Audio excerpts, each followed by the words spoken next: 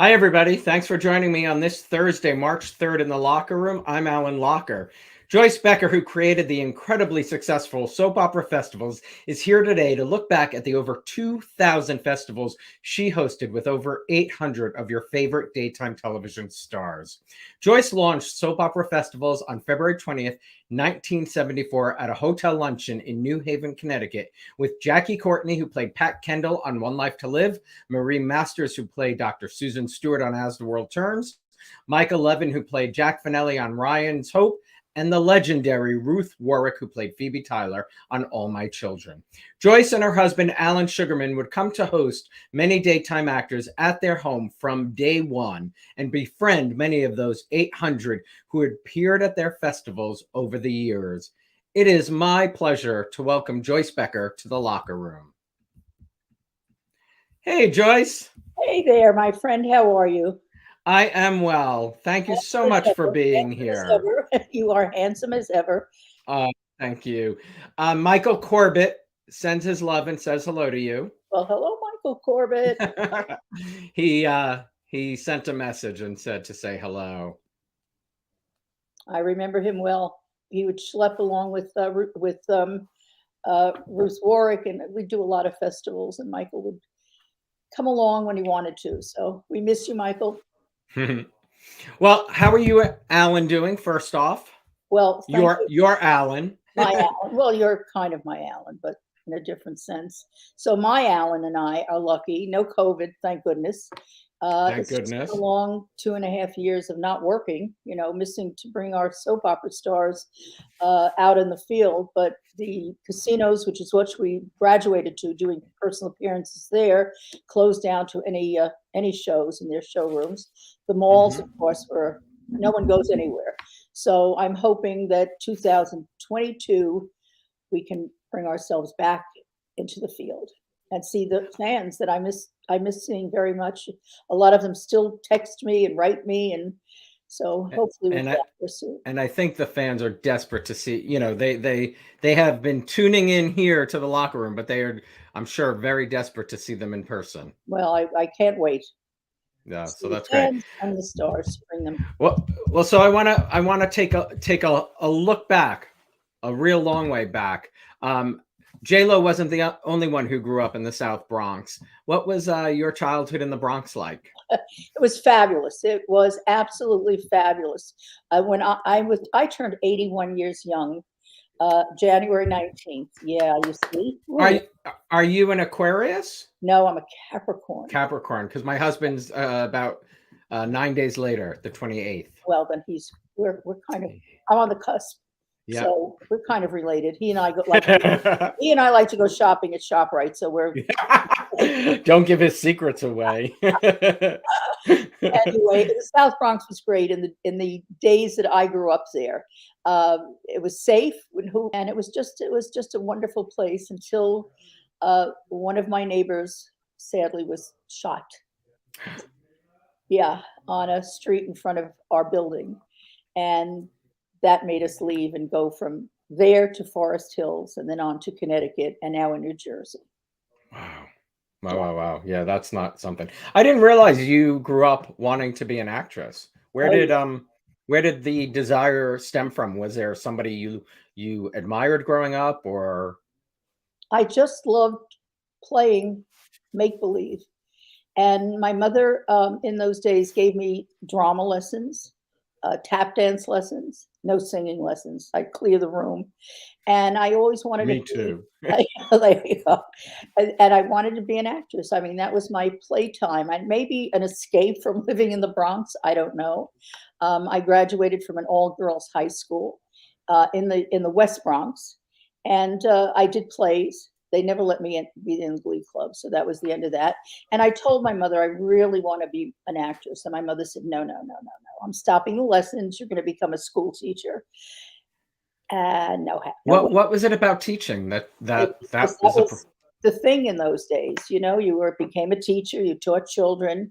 You just did good. And she said, that's what I want you to be as a school teacher. So I never went to college because of that.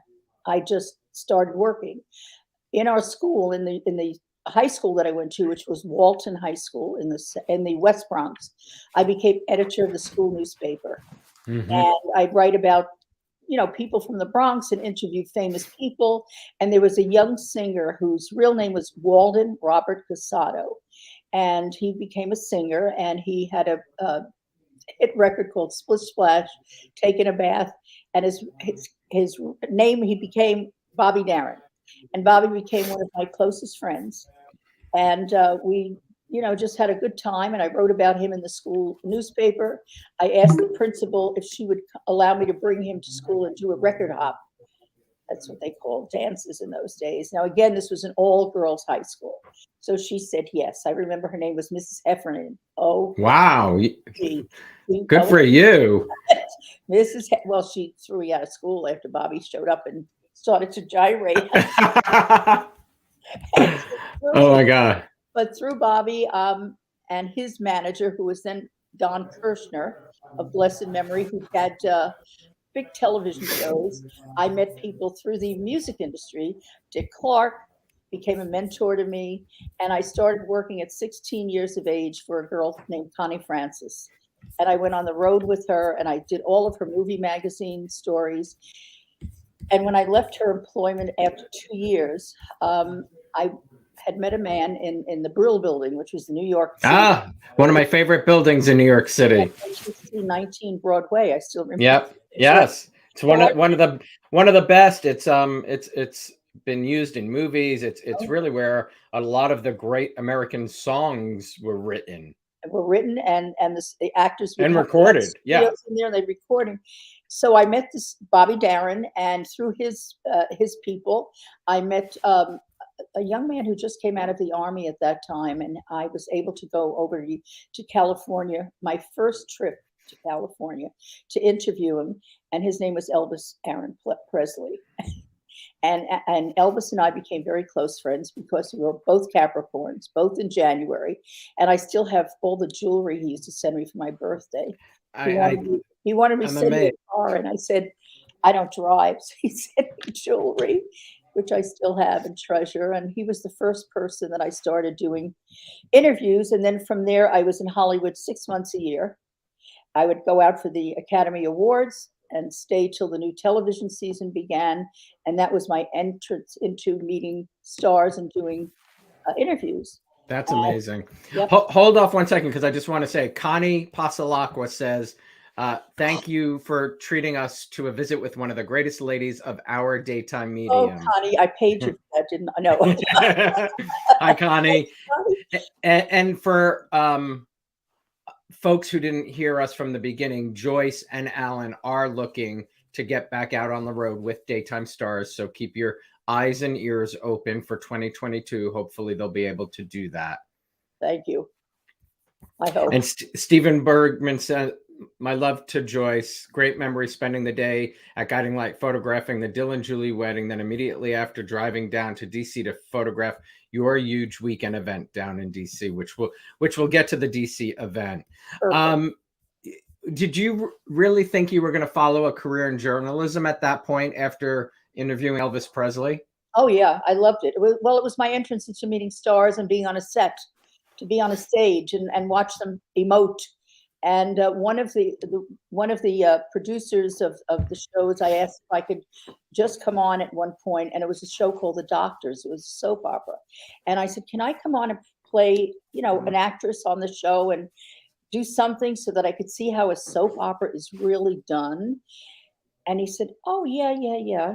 Meet us at the hotel in New York, which is where we would do our rehearsals, and I'll give you something." And I came in, he made me move from here to there. And I said, "Joe, I don't want to be a piece of furniture. I want to speak. I want to memorize lines." He goes, "You do?" I said, "Yes." "Are you a member of the union?" I said, "Give me the phone number. I'll pay my dues." And I did the doctors. I was Nurse Ray to Dr. Gerald. I wish it was that easy today to just ask. Yeah, right. Well, they don't even let you on the set to do an interview anymore. Yeah. So it's rough. Yeah, it's really, it is. I mean, it's very tough these days. But I think a lot of that has to do really with the internet and story being given, Yeah. it's so easy to ruin, the great story that everybody's writing. Your first daytime interview was with the diva herself, Miss Eileen Fulton. Oh, What do you Eileen to my children. Woo! what do you remember meeting Eileen for that first time? Well, I was writing for it was called Movie Land and TV Time. It was the magazine that I would do interviews. I mean, there were 13 soap opera magazines on the stands, including Soap Opera Digest, and I either wrote. Isn't that? I mean, can we just pause while you say that again? Because for some people watching, I mean, the thought that there were 13 magazines promoting, 13 magazines, and as I said, I either wrote. I edited Soap Opera Digest. They'd come out once a month with this whole book on one of the soaps, and I was the editor of that 100 years ago. So my first interview was with Eileen Fulton, who has always been Auntie-Eileen to my children, who are now in their 40s. Their mother is only 28, but that's another story. in my head. And my editor then, Lillian Smith, said, we can't make money. No one's going to allow us onto studio sets anymore. Be it you get on. Burt Reynolds carried a lighter. He used to like to smoke cigars. And he would have on the lighter, if you need anything in Hollywood, pick up the phone and pull a Becker. I'd get on every set, because I wrote honestly. I never wrote. I'd always remember. I said, if I can't remember, it isn't possible for anybody to read it and want to know about it. So I went on, and Eileen said, you have to do an interview with a soap opera star because our magazine is now going to be called All Day TV. I'm like, oh. But are they in Hollywood? She said, yes, but there's one in New York, and I want you to interview this lady who has been on for a long time. I said, Eileen, I just don't want to do it. I just don't want to do it. She said, I'll pay for a cab so you can go from Forest Hills into New York in a taxi. I went, all right, I'll do it. Well, thank goodness it was Eileen. She came in more Hollywood than Hollywood in this white. That doesn't surprise me. That big star. And we hit it off, and we went to lunch, and she's been Auntie-Eileen since then. And when I lived in Westport, Connecticut, she lived in somewhere in New York near us in Westchester. And she and her husband then, Danny Fortunato, I used to call him Danny Fortune Hunter, but that's another story. Anyway, Danny Fortunato and Eileen would come up, and they'd stay at our house, and it was just wonderful. I did publicity for her. So I really got into the world of soap opera through Eileen Fulton. I love that. Well, she was the first to have a soap publicist. Yes. She really was. But I don't believe you weren't a soap fan at that time, were you? No, I never watched soap opera. I used to listen to Our Gal Sunday with my grandmother when I was a little girl. But, but once I got into it and went on the first set and watched all of this talent floating around doing their thing, I went, oh my God, these people have to learn in one day what they do in the movies in months, in weeks. They are brilliant, and they're wonderful actors. So I was hooked. 100%. Yeah. So where did the idea for soap opera festivals come from? I was editing one of these soap opera magazines, a blessed memory, I don't even remember which one, but I conned the editors into allowing me to do a contest to fly someone to New York to go visit the sets of a soap opera. So I thought, Alan and I said, oh, all right, if we get 12 letters, it's going to be a lot. The postman was cursing at me. He was schlepping boxes and bags of mail. And we would take them up to our house in Connecticut then and read them. I couldn't believe what I was reading. There was a lady by the name of Pat Duncan who lived in Swifton, Arkansas, who had never been on an airplane.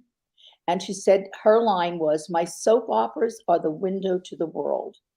My soap operas, not these soap operas, my soap operas. And they're my family, and I learned how to decorate. I learned how to dress. And she lived on this soybean farm with her husband, LeBoyd. And we brought her in. I mean, we picked her up at the airport. She spent a week, and I took her onto all the sets, and she had pictures taken with all the stars. Alan took my Allan, the other Allan, took pictures of her with all the stars that she could take home. She was on front page newspaper in Swifton, Arkansas. On her way back to the airport, she said, you know what, you should do this and do it for other people. I said, how can I have people come? Who's going to pay for their airfare? How many guests can I have in my house? No, you come to us. I said, come to us. Well, in a town over from me, they just put in the very first escalator in our shopping mall. Say what? The first escalator, Miss Joyce, in our shopping mall. Bring the stars. I said, and do what? She's just what you did with me. Let the stars talk to me. Wow, I didn't realize that is incredible. And sadly, she's not with us any longer. But yeah, Pat, wow. we have. And God, do I wish you had all those letters, because what a book some of those. Yeah. You know what? Just the love of the genre, and the just like that woman said, my window to the world. There must be so many quotes in those letters like that of what daytime television meant to those people. Well, I still had heard it over the years doing the festivals. We did a show at a mall in I don't even remember, but we did a show in a mall, and Jeannie Cooper, my probably best friend, oh my God, I miss her so. We spoke every Sunday. Anyway, Jeannie just stopped drinking, and a lady was in the crowd in this mall, hundreds of people, pushing, and I took her by her arm. I said, what do you want? She said, I want to hug Mrs. Chancellor. And I said, okay. Why do you want to hug Mrs. Chancellor? She's so nasty. She said, no, but she saved my life. I said, she what? She said, I was near death. I was an alcoholic.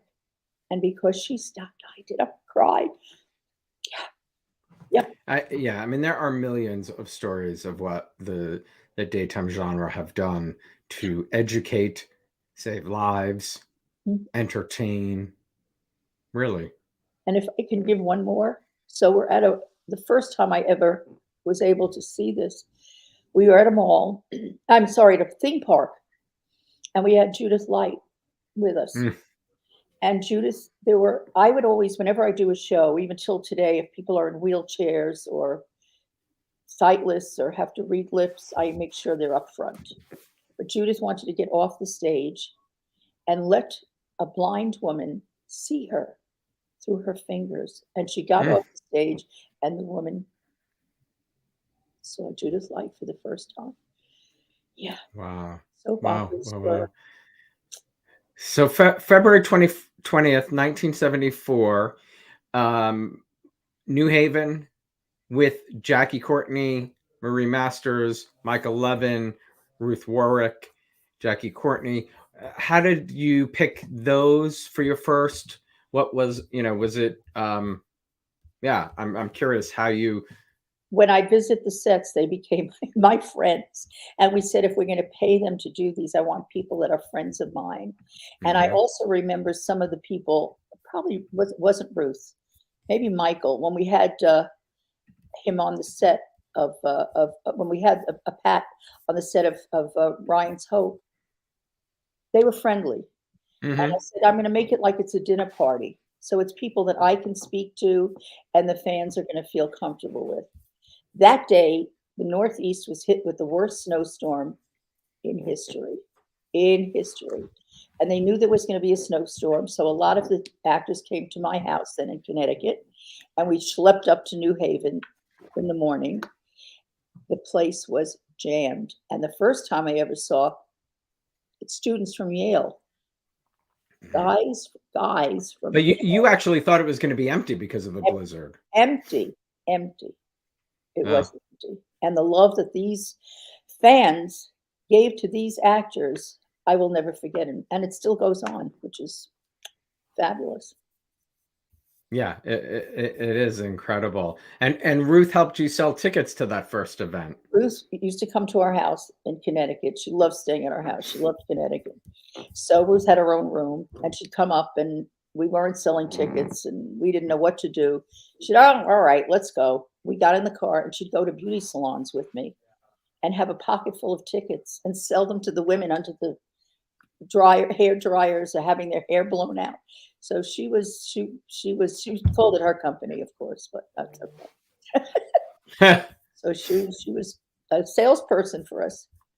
Yep, and the place was. I love that. What do you remember most about Ruth? She was like her character. She was grand. She sometimes could get very annoying, but what a great actress. I mean, I remember Ruth from movies, from motion pictures. She was quite a dame. That's how I could describe Ruth Warrick. She was a dame. And Eileen was a diva. You know, they really were. They taught me. I love the story you shared with me about Steve Bond, Jimmy Lee Holt from General Hospital. Can you share that? Yeah, sure. He sat right in this chair. No computers then, but he sat in this chair. We'd sit and we'd chat in this room. And Steve came. We did a show at Great Adventure Theme Park. And he spent about 4 days with us. And he loved to jog. And he said, "Can I jog?" Such a great story. "Where are you going to jog?" He said, "Well, there's a road out there." I said, that's a town road. That's cars on it. Where the heck are you going?" "I'll jog." Well, he must have been gone 15, 17 minutes when my phone rang. It was the police. "Do you have a gentleman staying at your house by the name of Steve Bond?" I went, "Oh, geez, what the hell?" I said, "Yes. Is everything?" I think he got hit by a car. Oh my God, they're going to sue me. General Hospital's coming after you. Well, a lot of our neighbors knew he was here, and they told their friends, and their friends told their friends, and they would look out, and they were following him up the road. There are hundreds of people running behind him up the road. So the police said we had to pick him up because somebody called that there was a traffic jam on Route 520 in Marlboro, New Jersey. "Could you come and pick him up, please?" Alan went and picked Steve up, and I said, "No more jogging on the road. You can run around the backyard. No more jogging on the road." Yeah. They were hiding in the bushes waiting for Jimmy Lee Holt to run by. Yeah, it's fun. It's funny. You mentioned Jeannie Cooper. Did you meet her first when you interviewed her, or for one of the events? No, I interviewed her when she was on a nighttime television show called Bracken's World. And it was a story about a television show becoming a television show. And they were doing the storyline, and I went on to interview some of the cast of the show, the real cast. She was a guest star on the show. And I walk in, I don't know how to say this pleasantly. I walk in, and the set was a Nazi concentration camp.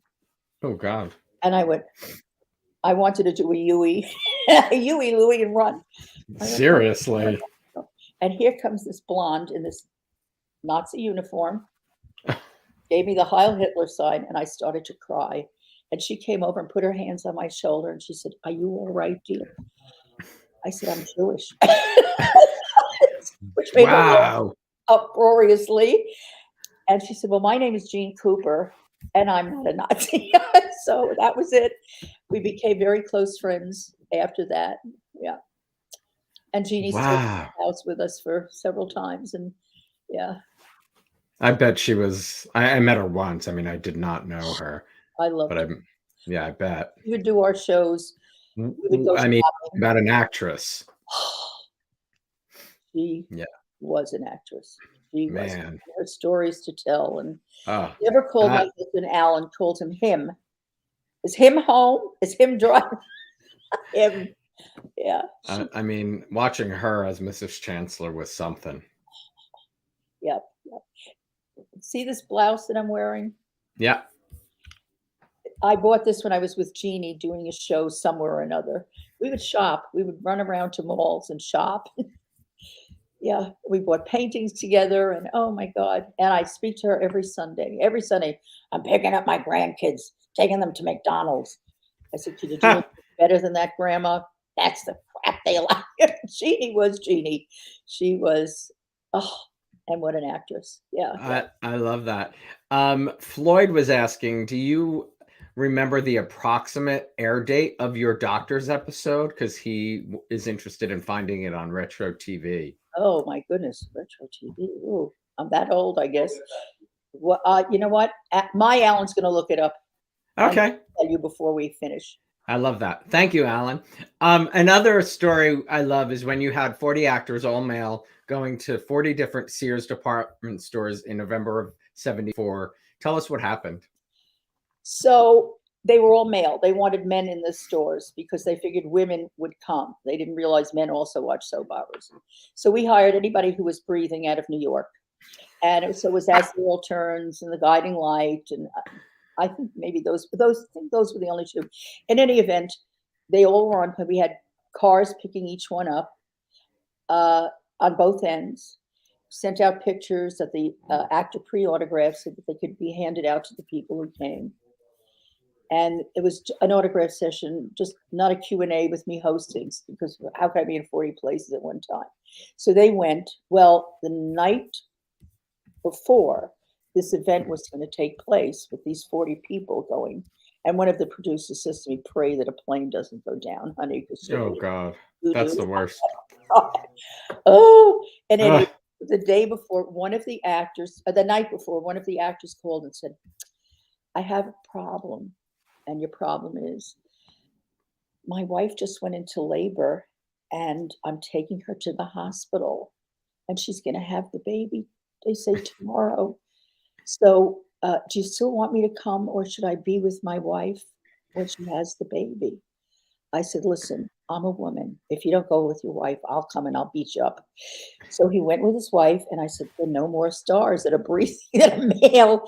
So you had them all. And Kim Zimmer, and I said, "Zimmer, I've got a problem." I wish I could remember the actor. Oh my gosh, I can't remember. I said, "Zimmer, I have a problem, and the only one that could fix it is you. You just won your Emmy. I need you to do me a favor." "What do you want?" I said, "I need you to get on a plane. You have to call the airline. You have to go here for me. It's a Sears thing." "Oh, all right." I said, "Can you dress like you're a man? They only want men." She said, "Well, I can't do that, but I'll go." Not only did she call and make her own airline reservation, pay for the ticket, which I paid her back for. I said, "But you also have to stop at a store to have the pictures reproduced once you get there, and wait for them so you could take them to the store." She did it. She did it. And when she walked out, the place went wild, obviously. Oh, I can only imagine.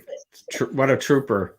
Oh, she's always has been. I mean, we spend New Year's days together at her house with her kids. In fact, when she had Jake, called Joyce and tell her I had a baby and his name is Jake and it's a boy. And I can hear her now saying, "Oh, Jakeala, he's my little Jakeala."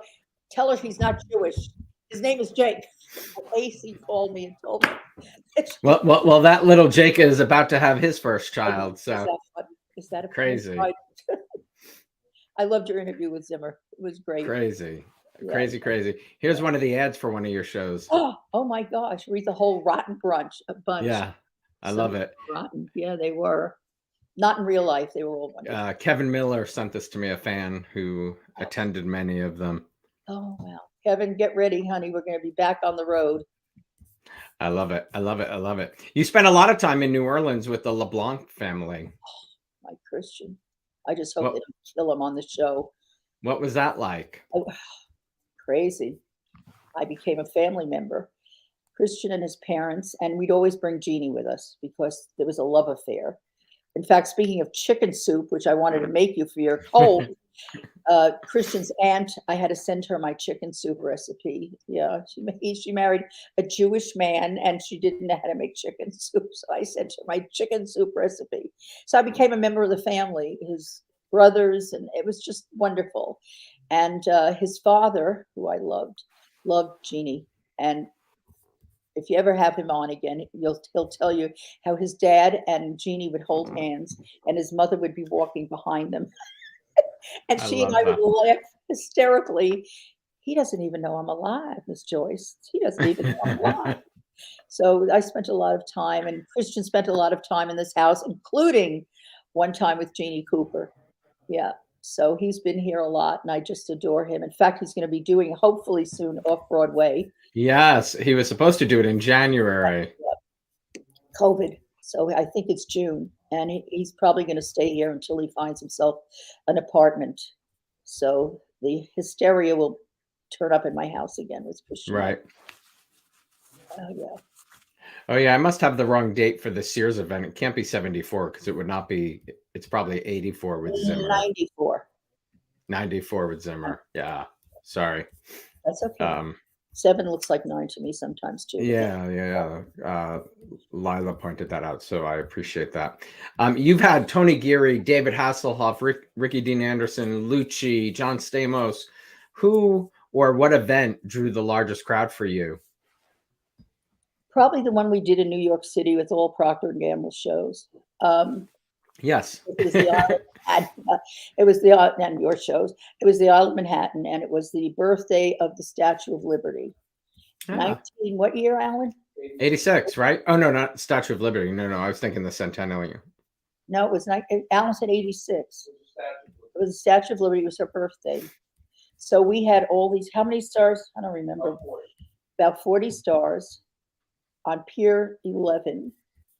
It was, you couldn't see. It was humanity all the way out, and it was just phenomenal. And crazy woman, got off the stage and tried to go through that crowd, which I couldn't do. So I got back up on the stage and yelled to people. That was one of our largest crowds. And then, of course, we did a show in Washington, D.C. for and we went to the White House. USO. And it was for the USO to raise money for their organization. And it started with A and ended with G, Jacquie Courtney, Jackie Zeman. And our first was, who was the first guy, Alan? Acavone, Jay Acavone. Yeah. And we had how many stars there? 70 stars. And I had to introduce them. It must have been 150 degrees in Washington, D.C. And I stood in the crowd and introduced from A to Z. And we did Q&As for hours. I love that. And then we went to the house too. Tell Alan he doesn't have to keep looking. Tony says the episodes aired on December 11th and 12th, 1974. Wow. Wow. Thanks, Tony. How did you find that? Tony's amazing. Joyce, how do you... I would need Tony for my Yeah, I'm glad Tony watches the Locker Room because he helps me out quite a bit. Wow. How do you, I mean, I know you were an interviewer, so that's the easy part, but how did you go about preparing for all those events? I didn't. I'd watch the show. Mm-hmm. And again, it was like more about the people than the shows themselves. So it was just as if I was doing interviews for a magazine. I'd come out on stage, and then the audience would be the ones that asked questions about the shows. Right. So, I mean, when I went out on a stage for the first time at a place called Redbird Mall in Dallas, Texas, and saw about, I don't know how many thousands of people in this mall on the upper tier and down, I really freaked out. I said, what is this? What is this? Yeah, we did a show in Brooklyn at a mall, and we had Darnell Williams. And when he came through, they kind of ripped his shirt off. I mean, it was just, there were some crazy times. But the audience, always the best. They loved it. Always the best. Always, yeah. Karen saying, I don't recall a lot of Another World stars attending. Was it an issue for NBC?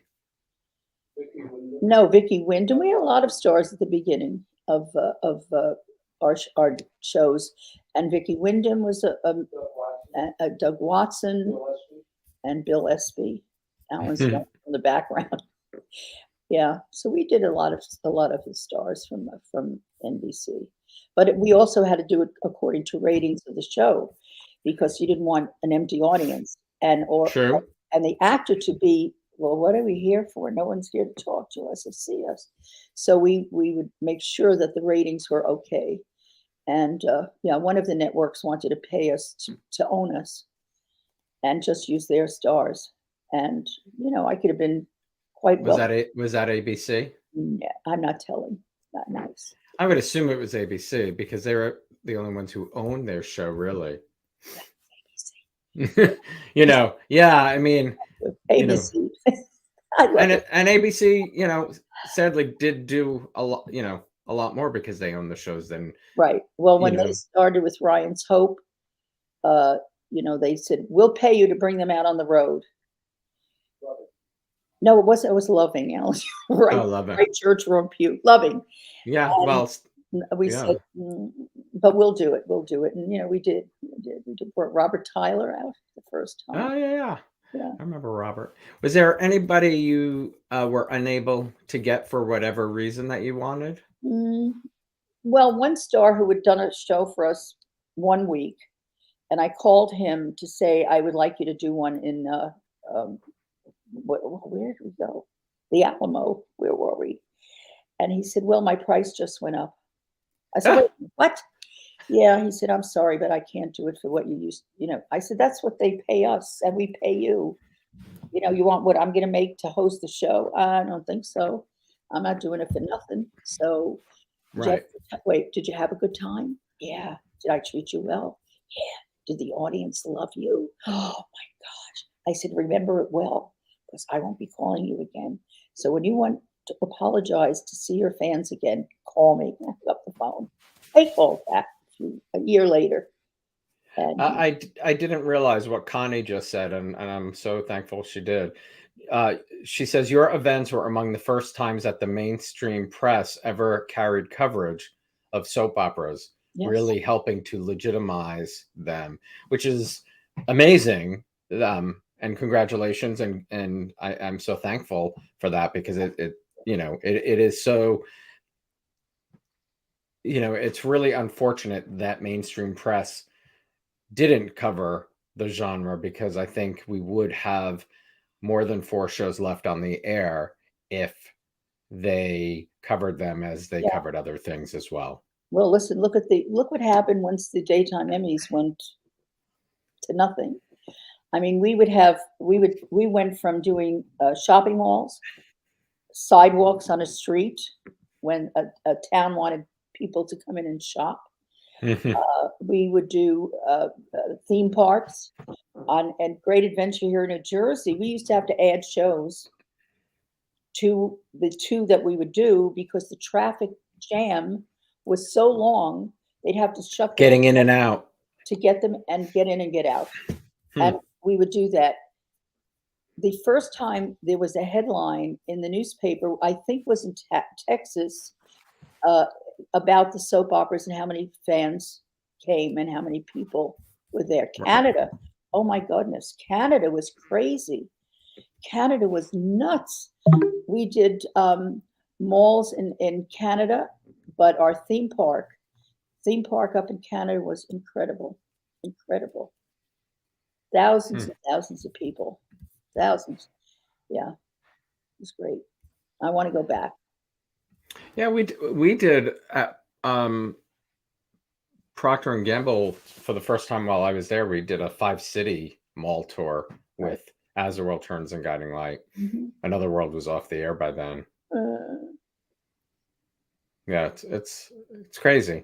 Crazy to think how many were on the air at the same time, and that there's sadly only 4 on mainstream television. I mean, there's so many. And again, even if we book now, we have to bring stars from the shows that have the highest rating.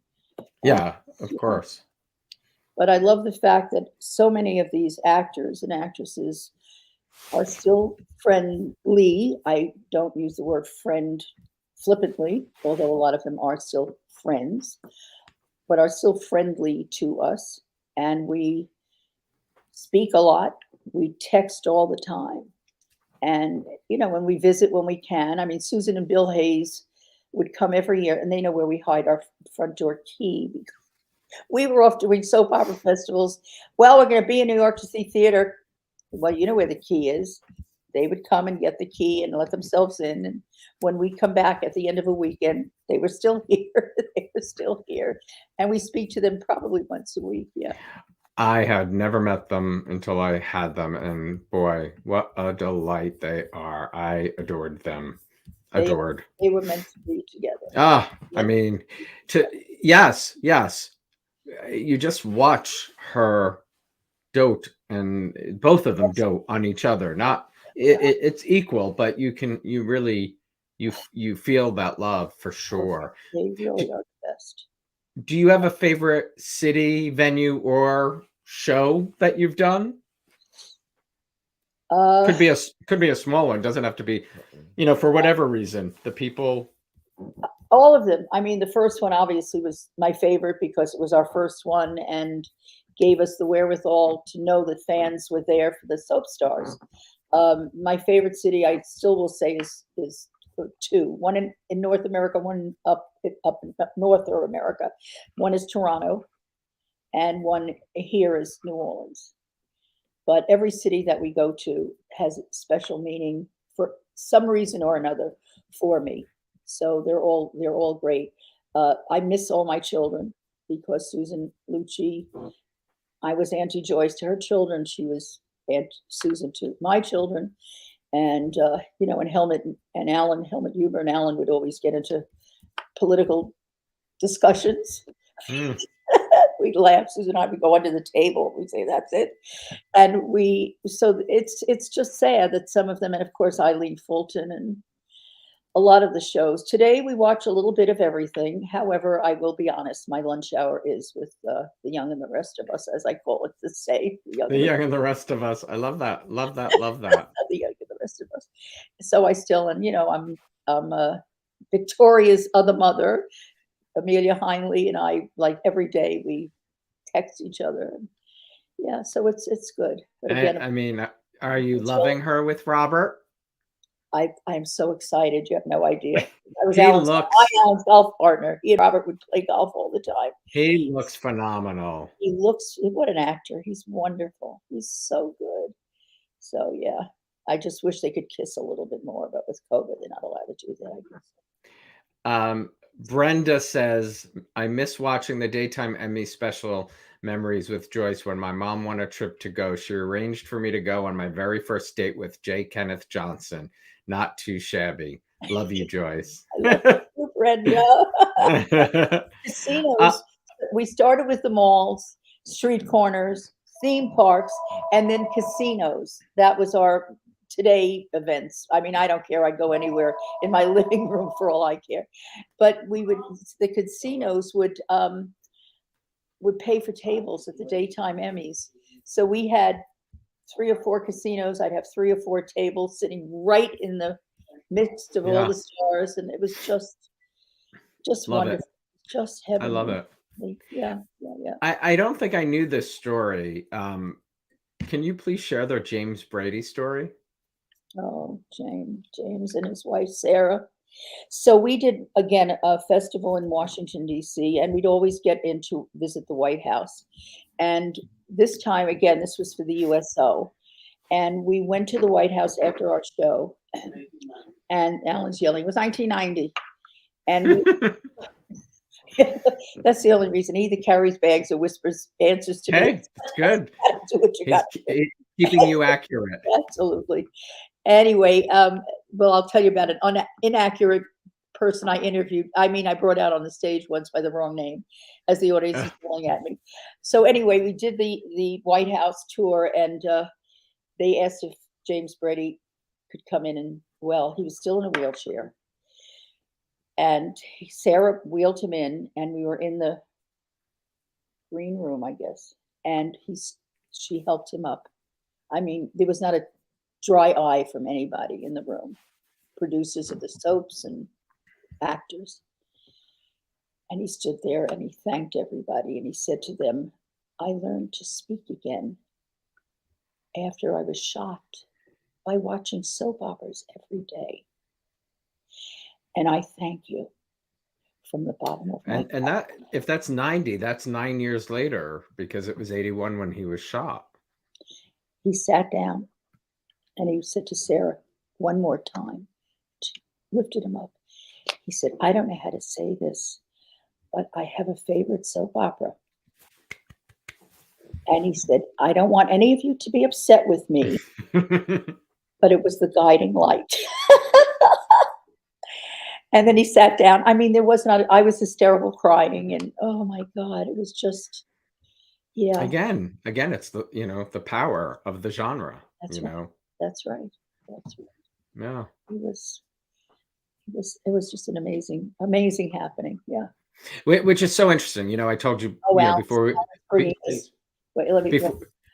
we went on the air. Oh, is this with him? No, this is that President Ronald Reagan gave to us, calling that day soap opera day. And wow. Yeah. And it was July 26th. Oh, it was 83. So it wasn't 90, Alan. It was 83. I think I'm going to have to get rid of that, Alan. Yeah. Your husband will have a good time. I cook. See, it says on behalf of the USO and its more than 40,000 volunteers throughout the world, I am delighted to welcome the members of the daytime television drama industry to Washington. And it goes on and on. I won't read it, but Nancy and I join us. Nancy joins us in extending our best wishes for the most successful and meaningful visit. And again, our thanks for being here. Signed, President Reagan. I love that. Yeah. Love that. And when we did the show in New York with the largest audience we've ever had for the Statue of Liberty's birthday, every stamp, if you mailed a card or something from Manhattan that day, it was all stamped Soap Opera Festivals Day. So great. We've got some kind of fun stuff. Yeah. What's this one?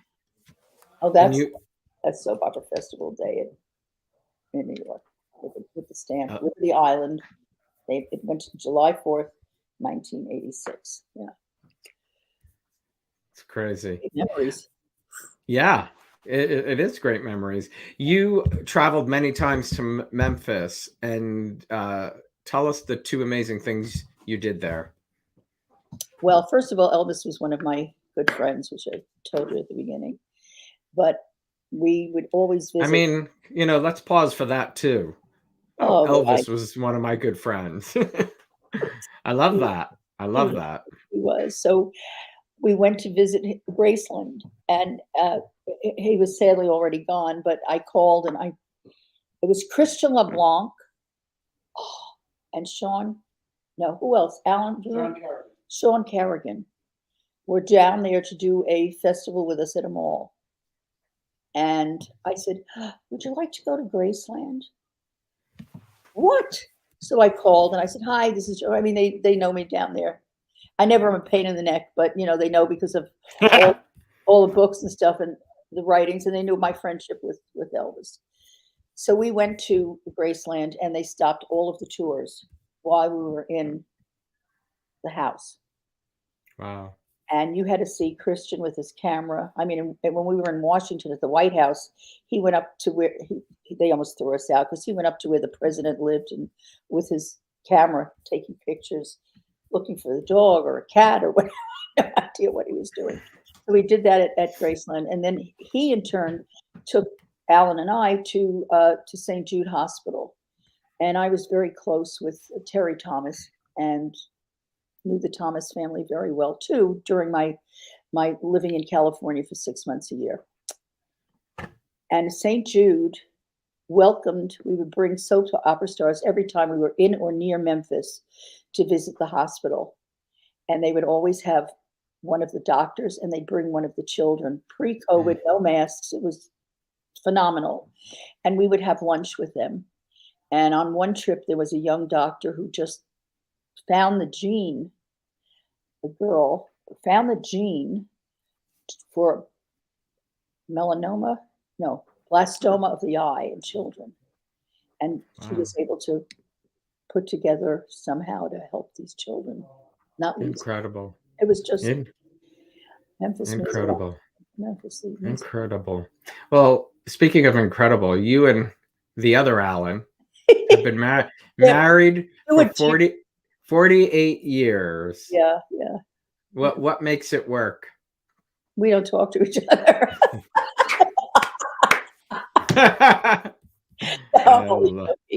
I laugh a lot, and he laughs with me, so that's a good thing. Yeah, it's the best medicine. Laughter's the best medicine, other than my chicken soup. It's definitely the best medicine. Well, we have the same interests in most things. I don't give a hoot about golf or basketball, but we watch The Young and the Restless together, and we can Oh, discuss that's awesome. Y&R. So that's it. Even soap operas brings the family together. Brings the family together. Well, that's what I was saying. So interesting. You and I said backstage how my mother learned to speak English. Right. Because she moved from another country, but the fact that James Brady had to use it to relearn, I that's a story you don't hear as often. Yeah, yeah, yeah. As I said, our synagogue adopted a family from the Ukraine years ago when Chernobyl went off. Mm-hmm. And we adopted this family. It was a husband and wife and two sons, and a mother-in-law who said, grandmother, babushka, as they call her, who passed away. And that's how they learned. Other than my speaking to them, that's how they learned English as well, by watching soap operas. Yeah.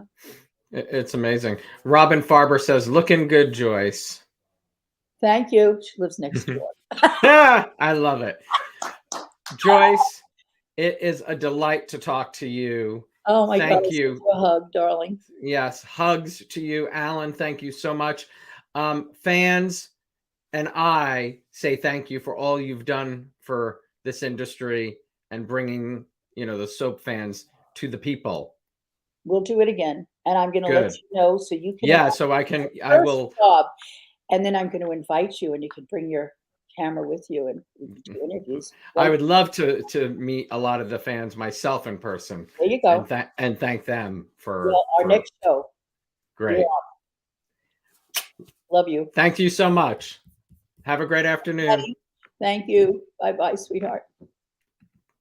Thanks, everybody. Thank you, Joyce and Allan, for all your help today and for being here, Joyce. Join me tomorrow when All My Children's Kate Collins and Tommy Michaels, or Tom Zarega now, join me live. Please subscribe to my YouTube channel. If you haven't already done so, turn on the notifications so you're reminded of all the upcoming shows. Have a great afternoon, everybody, and I will see you tomorrow at 3 o'clock.